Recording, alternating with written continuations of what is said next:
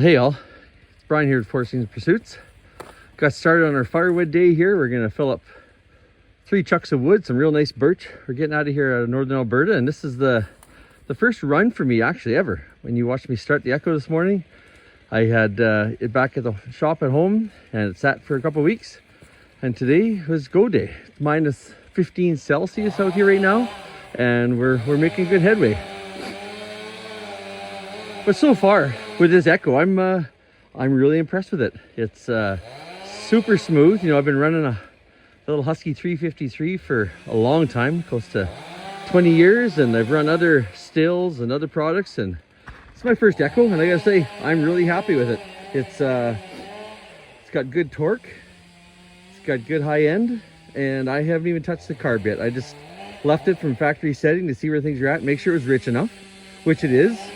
Not going to tweak with much. I might start leaning it just a little bit here as it breaks in, but I want to get a few tanks of gas through it. A lot of folks say you got to get close to 6 to 8 tanks of gas through it before it really starts breaking and warming up. So I'm not getting too heavy in the throttle, just doing some nice cutting, and so far so good. Let's see, there's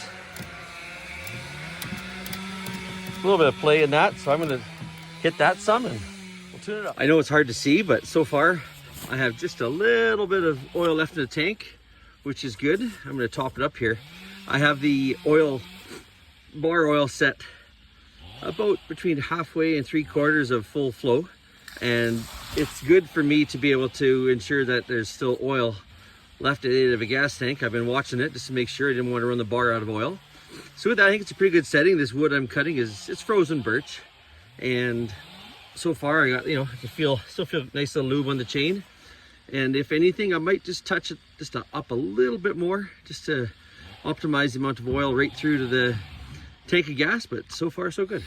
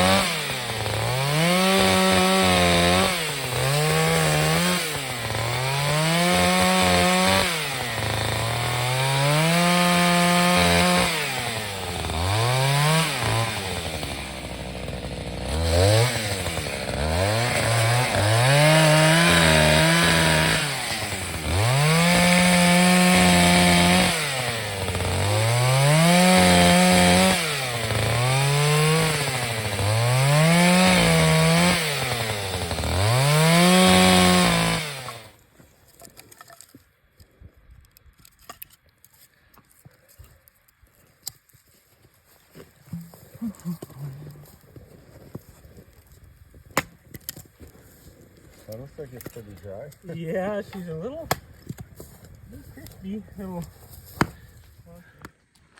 Well, nothing like having sausages and snacks out here after a load of firewood. What happened? It's gonna cook nice on here. Oh. You just super cooked that one. Yeah, I stuck it in the fire. Super cooked.